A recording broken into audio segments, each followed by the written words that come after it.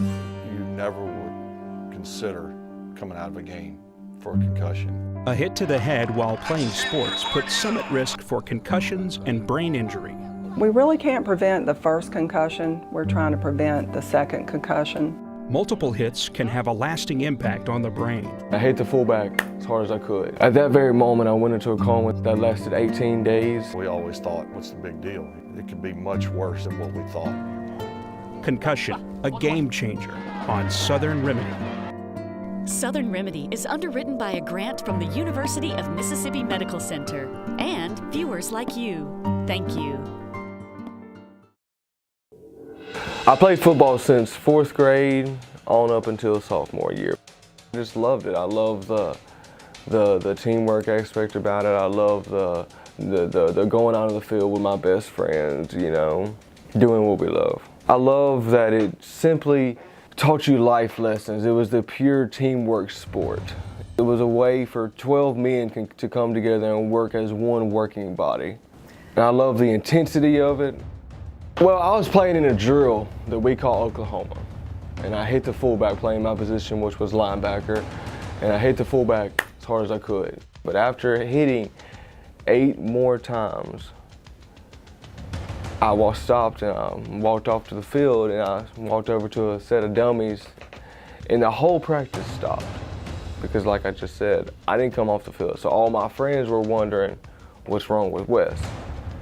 I stopped and walked out to the field, and I sat down on the dummy, drank some water, stood up, staggered around for a little bit, threw up, and then I passed out. At that very moment, I went into a coma that lasted 18 days, technically. But to me, it was like that coma lasted 5 months, because literally all I remember from my injury is going to sleep in my bed, waking up in the hospital 5 months later, me having no recollection of the last 5 months or the reason why I'm in the hospital or the reason why my whole right side of my body is shut off.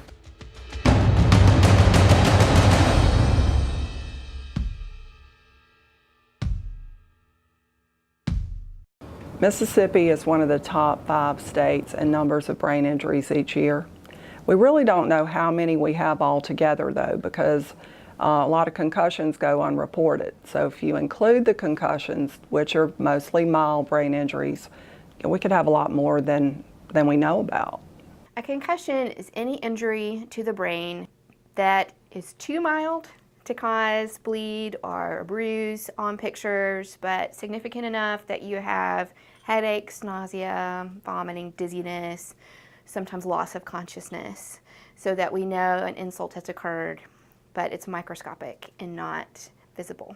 A concussion is a brain injury. Most of the time it's a mild brain injury.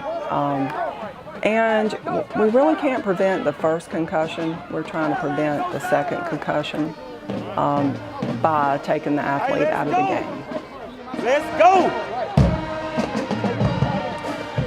We passed the Mississippi Youth Concussion Law in 2014 and really started working on it in 2011. So it took about 3 years to get it passed.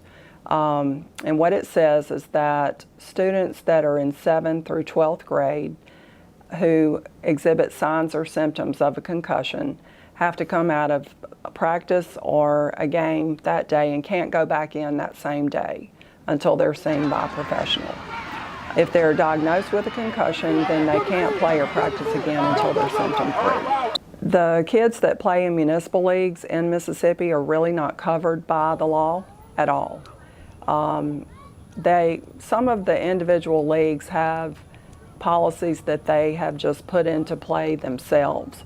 And so the coaches are getting educated online, taking concussion courses from the CDC in different places. Thank you for teaching me about concussion. Letting me know that I should tell you if I think I have a concussion and how to protect my head and brain. And learning about it, but there's nothing that's actually in place that makes it mandatory. And one thing that we would definitely like to see is that the law gets strengthened and includes kids age 7 to 18. We had to start somewhere, and somewhere was at the high school settings under the umbrella of Mississippi High School Activities Association, and the MAIS, Mississippi Association of Independent Schools. So we started somewhere. We've got the law. Now it would be to where we all come back together at the table again to see if we can include others as far as our recreational sports to that law. The protocols with coming off the field, if a concussion is suspected, a player should be removed immediately from play. And the reason is because every player is at some amount of risk for developing what's called second impact syndrome. And second impact syndrome is generally a catastrophic event where there's a metabolic cascade in their brain and it turns into a severe traumatic brain injury at that point. Many times they would die if they were to get a second impact syndrome. So from the highest risk perspective, is if a concussion is suspected and if a concussion is diagnosed, you cannot have another impact to your head. Second impact syndrome isn't common. It should be strongly guarded against. I mean, that's why we're so strict with our return to play precautions. But once you've recovered from a concussion, you don't have the risk of the second impact. You just have a risk of having more trouble if you were to have another concussion. The younger you are, the longer it takes for you to recover from a concussion. The more severe an injury at the earlier age, the longer the long-term consequences, the more severe the long-term consequences are going to be, because you're stopping that brain development and damaging it at a very early period. The game brings enjoyment to them. It helps them move on, you know, with their day, keeps them out of trouble and different things of that nature.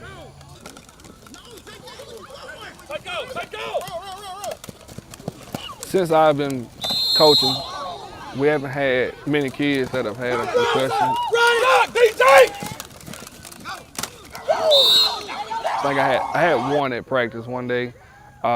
He got up after the play. He kind of looked around, and I could see in his eyes that he really just didn't know where he was. It was doing tackling drill one day, and that usually comes from kids not using the perfect technique when they're out here playing. My number one priority is just making sure that they learn the game, teaching them how to respect each other, as well as other players that they might come in contact with, and making sure that their grades are where they need to be so that if they get it right now, they'll do well for the rest of their life. I have three grand boys. I don't know if they'll play football. One's 8, one's 4, and one's just a year old. And I tell people all the time, and it may be shocking to them, but I'm not going to encourage them to play football. I wouldn't discourage them, I guess. There's a lot of fear of what we don't know, and what little bit we do know, it's not good. I just feel like it's important that people know as much as they can. The question to every former football player was, how's your knees? And yeah, how's your body holding up? But it's more of the head. The Golden Eagles steamrolled to an 8-3 regular season record with victories over nationally ranked Alabama, Auburn, and Louisville. The dramatic victory over Auburn in the final regular season contest catapulted USM into everybody's top 25 and landed the team in the All-American Bowl in Birmingham against North Carolina State.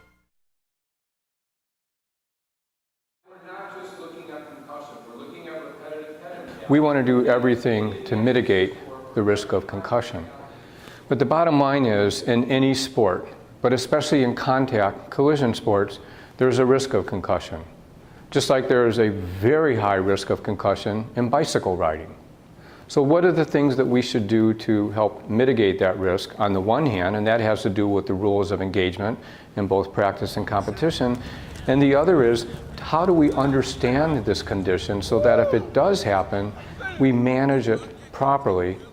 And how do we understand that if there is a concussion, there may be no long-term consequences, or if there are, do we really understand those? So those are all the important questions we need to ask. Concussions will happen, as they always will, not just in football, but they will be treatable, and there won't be severe brain issues later down the road because you've been able to treat the swelling and symptoms that go along with it. So that's going to happen. The question is when. We want to be both concerned because we understand right now we don't know all there is to know. And given that, we have to work with our colleagues who understand this maybe better than other individuals and come up with consensus documents. And that actually we're seeing happen at the NCAA levels. Even with protocols, policies, and regulations in place for Mississippi high school sporting events, advocates say more safeguards are needed, especially when it comes to sideline medical care. Right now, there are 11 schools that employ an athletic trainer. Hattiesburg Public Schools is one of the schools that actually employs 2 athletic trainers on staff to provide for the care of their student athletes. Let's go ahead and slide off the edge of the table here. That's good right there. Go ahead and work your foot forward. Work it back. Some of our school districts in the area and throughout Mississippi have access to an outreach program with a doctor's clinic, physician's clinic, therapy clinic that will send an athletic trainer out to a school for their needs of an athletic trainer to their student athletes. Inside or outside? Okay. Just pushing against that bone a little bit. It's unfortunate that some of our school districts in the state of Mississippi go without any type of athletic trainers or first aid responders, whether that be an ambulance or a fire crew. Not every school has that access to a medical facility close by in their area, and they may go without some type of healthcare provider on site during their activities. Athletic trainers are the ideal people to be on a sideline.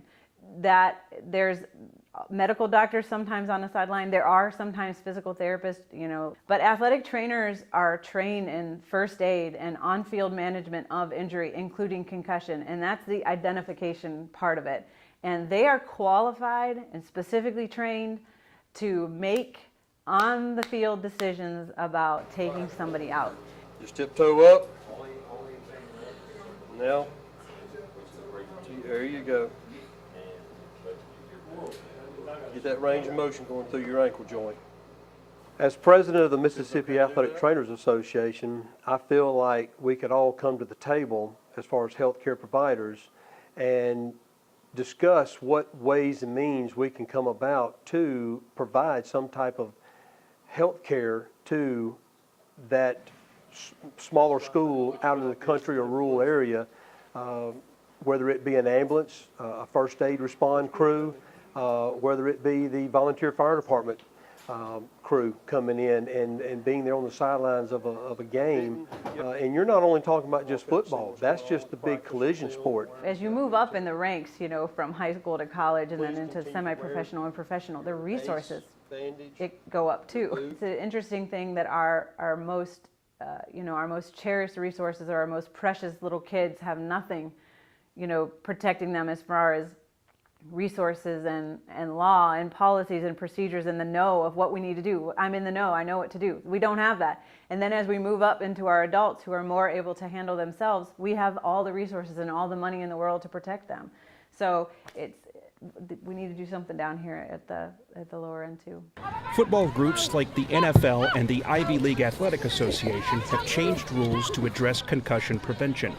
A recent study shows that changes in game rules helped some collegiate players prevent concussions. But men playing football aren't the only ones at risk. Women's soccer, women's basketball, and women's lacrosse that have a rate of concussion that's similar to men's football. So women's soccer at the NCAA level has a higher rate of concussion than men's soccer. That should be exciting. We've got to have a player that wants to be the best on the field. The second thing we want is a toughness. We want a tough player because in this game, you're going to get hit. Every one of them on the team that's played, they have bruises all over their bodies. And that's because they work hard at the game. And they don't want to lose. They don't want to quit. A lot of athletes can think that they're okay at first because you might get hit in the head and it might hurt for like a minute, but then you just want to get back on the field and you don't want to be off, you just want to keep going. And so I think that's the big thing with athletes, not wanting to stop. As soon as there is an injury on the field with the head, they immediately stop the game and we have to go out and get her and bring her out. So they have to be evaluated by our athletic trainer first before they can even go back in or even be considered to go the next day. I had one last year in our last game of the season. It was in the NCAA tournament. I had jumped up for a header and the goalie had just she was going for the ball, I was going for the ball. She hit me on the side of the head with her hands and it knocked me out. And if the trainer says no, she's done. She's done until she goes through protocol, which is a 5-day system, and once she goes through that and the trainer gives her the okay, we send her to a doctor. The doctor okays her, then she's allowed to get back on the field. When I played in college even for a couple of years, we didn't have trainers around. I remember getting concussed in practice one day. All the guys were standing over me and the coach was putting his fingers up going, "Daryl, what do you see?" And all the guys were swirling back and forth around behind him. And it was one of those things, but we didn't have a trainer. There's not really a lot you can do to prevent getting a concussion. It's just part of the game. You can't not go up for a challenge, you can't not head the ball, you're just expected to do that. Soccer is a contact sport. You know, you are going to get bumped and pushed around, it's part of the game, but just protect yourself. When you're going in for a tackle or you're just being physical, just pay attention. And the concussions, you get too many and some struggle with it. Some are different than others. Some not as much, some do, right? Because we're all made differently. I have sat kids who say, "Coach, I can play." Trainer has said, "Yeah, they can go out, but it'd probably be best for them to sit."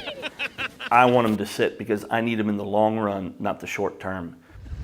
Anything jumping over is fine, but anything cutting, I'd rather limit her because of her ankle. So you want me to just jump in the And sometimes you have to step up and just be the man or the lady or the coach, be the adult in charge really, that says, "You know what?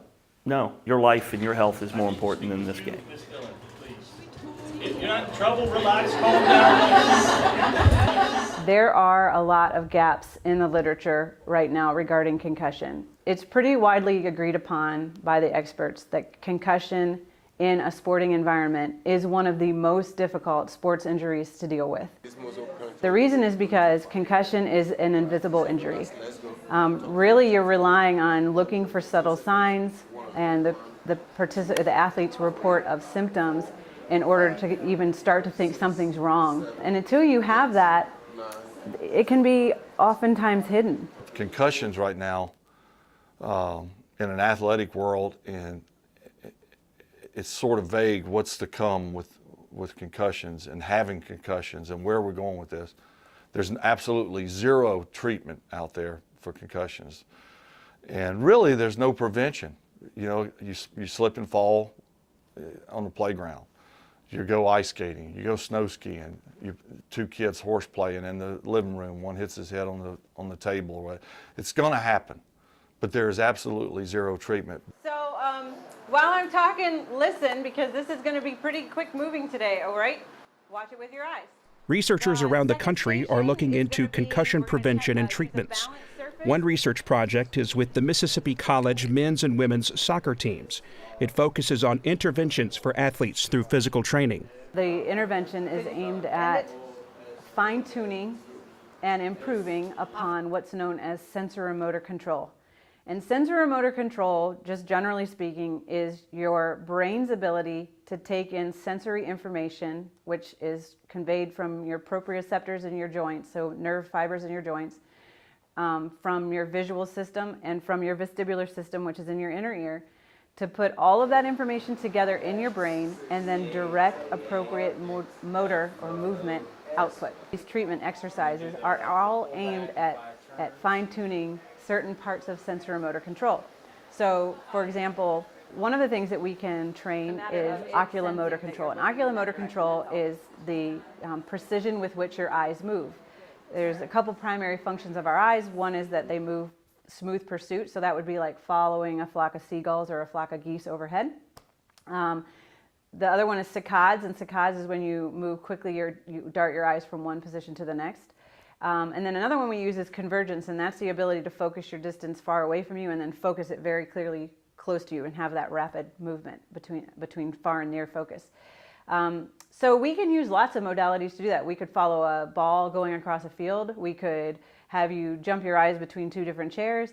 We could do it on a computer screen and have like a bird fly across the computer screen. And I thought, well, if we can do all of those things, let's do it in virtual reality to train oculomotor control. So the first station has to do with training their eye movements. All right, we're done. The next station here today is another eye movement one, and it's called saccades. And so today we're challenging their balance by standing on an unstable surface, and then we're asking them to read letters and have to move their eyes very precisely around in a pattern. The third station is challenging their kinesthetic awareness in their neck. So we're using cervical, we're trying to get them in a very good posture, and then use their cervical musculature to trace a maze with a laser mounted on their head. So they get that biofeedback with their eyeballs. They can see exactly where that laser is. They're using movement of their neck only to trace this very complex maze pattern. And then they're also on a challenging balance surface, and they have to keep their balance while doing it. So we're just gonna do that chin retraction and count for 10. So it would be good if you guys did it together.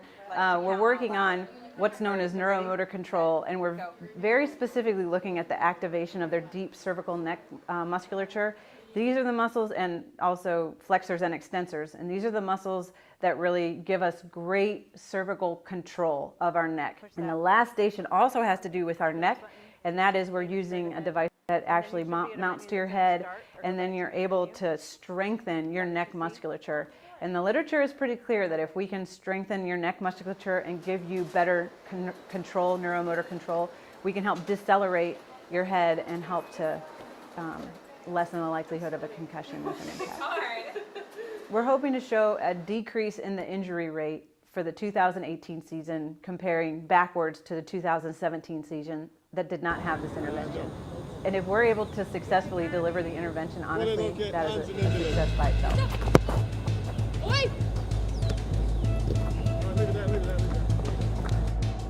My injury happened on April 30th of 2008. I was 16 years old, and now I'm 26. I never feel like less of a man because of my injury, because of my disabilities. I never feel like less of a man, simply because I know that my injury brought about so much good. I met my wife 4 years ago, had our little girl, my daughter. She's just turned 3. Light of my life. Basically, my life now is taking care of them too, my wife and my daughter. I live for them, I serve them. I'm in the very final stages of getting my disability for that injury. And this has been a hard fact for me to realize, that I just can't do things that I could before. You know, I've had three jobs in the past 4 years that I've all lost due to symptoms of this injury, slowness in my right side. I've caught a lot of positive and support, but also there's been a great deal of negative. Like, hey, you trying to do away with football? What are you talking about? You were the Iron Man. I'm not trying to do away with football. I'm trying to provide a safe environment, safer, and that encompasses more than a helmet. I think football is strong enough to survive the worst of storms. It's extremely popular, but I think the NFL, because everyone looks up to them, and I think that they need to acknowledge that concussions are a problem and show that they're willing to treat and not just put more pads in a helmet. The number one message I'd like to get to the parents of the athletes is, if their kids get taken out of the game, let them stay out. Don't try to put them back in. And that happens a lot. The coaches get some pushback from the parents, and just don't do that. You've got to trust the coach and the athletic trainer if they've got one, whatever medical professional is there. And also, we're encouraging the athletes to tell on each other. I bet we don't understand maybe 10–15% of what the brain is capable of, and how to treat it is the problem. It is such a delicate instrument, and it's such an esoteric philosophical question to understand what seems to make you you, that we are leaps and bounds ahead of where we were 30 years ago, 50 years ago, but I feel like we will be studying the brain and trying to understand the brain infinitely. If your son wants to play, let him, because it teaches you unforgettable life lessons that you will simply not learn anywhere else. You will simply not learn anywhere else. I love football. I say I wouldn't trade my career for anything. I gave it everything I possibly could. And I feel like it gave me back what I hoped for and then some.